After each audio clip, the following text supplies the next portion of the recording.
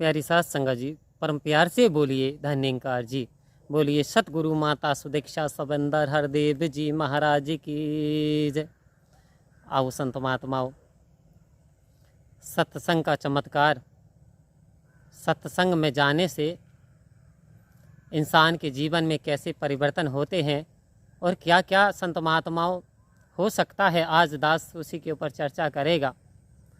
आओ संत महात्माओं, एक बहन जो काफ़ी समय से दुख महसूस कर रही थी, परेशान थी। आओ प्यारी साथ संगत जी, बहुत दुख तकलीफ़ कष्ट झेलती रहीं, लेकिन वो कहती नहीं थी। आओ संत महात्माओं, एक बार उनकी पड़ोसन उनके घर आई तो वो उदास बैठी हुई थी। उन्होंने कहा, बहन जी क्या तकलीफ़ है, क्या परेशानी है, आप क्यों परेशान हो और आपकी उदासी का कारण क्या है। आओ संत महात्मा बहन कहने लगी कि आप तो जानती हो हमारी आर्थिक दशा अच्छी नहीं है। प्यारी साथ संगत जी, मेरे पति की जो नौकरी है वो बहुत ही कम सैलरी है और उस पर भी वो क्या करते हैं कि उस पर भी एक उन्हें लत सी लग गई है। वो अपने यार दोस्तों में अक्सर क्या करते हैं, हफ्ते में तो दारू का इस्तेमाल करते हैं, उनके साथ पीते हैं, तो बहुत सारा पैसा तो वो उसमें उड़ा देते हैं।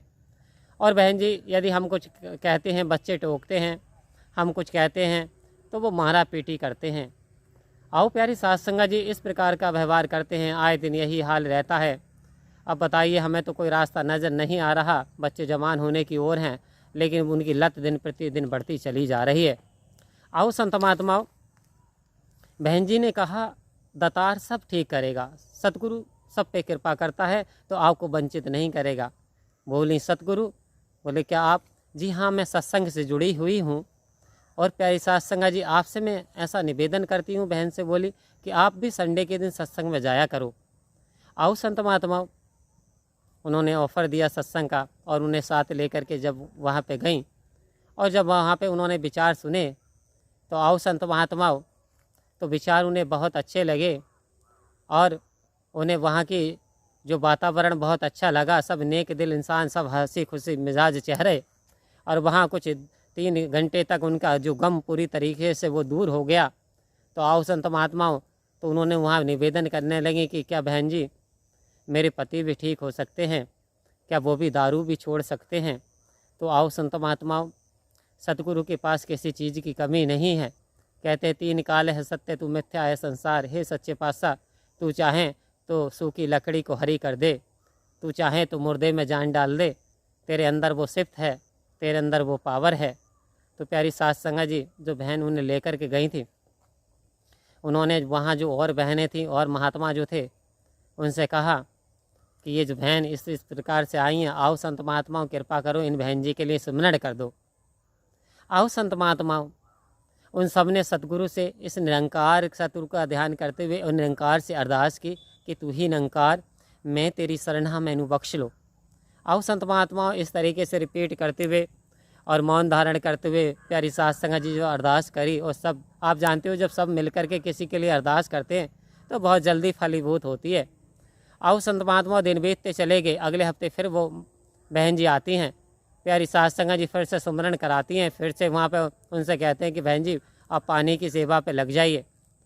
तो दातार कृपा करे, संत महात्माओं, सदगुरु के किसी चीज़ की कमी नहीं है। क्या होता है, एक बार दारू के फिर उसके उपरांत सत्संग के बाद में दारू के उपरांत जो होता है, जो उसके यार दोस्त थे और जो वो कहते थे कि मैं जो तेरा सच्चा दोस्त हूँ, मैं तेरा सच्चा मित्र हूँ, दुख तकलीफ में मैं तेरे काम में आऊँगा। आओ प्यारी साथ संगत जी, जब पैसे ख़त्म हो गए तो वो बोले भाई साहब आज आप ही पिला दो, आज आप सारा खर्चा करोगे और 5 दिन का मेरे खर्चा भी आप ही कर देना, क्योंकि आपके पास तो काफ़ी धन है। अरे बोले हट भाई, मुझसे बात मत कर, मेरे पास नहीं है इतना जो मैं पिला दूँ, मैंने तो वैसे ही कह दिया तू मेरा सच्चा मित्र है। तो ये तो कहते हैं, अरे दोस्त, सच्चा मित्र वो नहीं जो कि तस्वीर में खड़ा है, सच्चा मित्र वो नहीं जो कि तस्वीर में खड़ा है, अरे सच्चा मित्र तो वो है जो तेरी तकलीफ में खड़ा है, तेरी तकलीफ में खड़ा है। आओ संत महात्मा, अब उसे एहसास हो गया कि ये तो मुझे गलत मार्ग पर ले जा रहे हैं। इन्होंने पिलाना सिखाया, पहले फ्री में पिलाते थे, अब मुझसे पी रहे हैं। आज मैंने कहा कि भाई 5 दिन का मेरा खर्चा उठा लो, तो इन्होंने क्या करा, इनकार कर दिया। आओ संत महात्मा, निरंकार की कृपा से उसकी जो सोई हुई चेतना थी वो जाग गई। उसकी आंखों पे जो पर्दा था ना वो हट गया। वो पर्दा जो लोभ लालच का दे दिया था, जो गलत प्रवृत्ति का डाल दिया था, अब वो अंधेरा दूर हो गया था।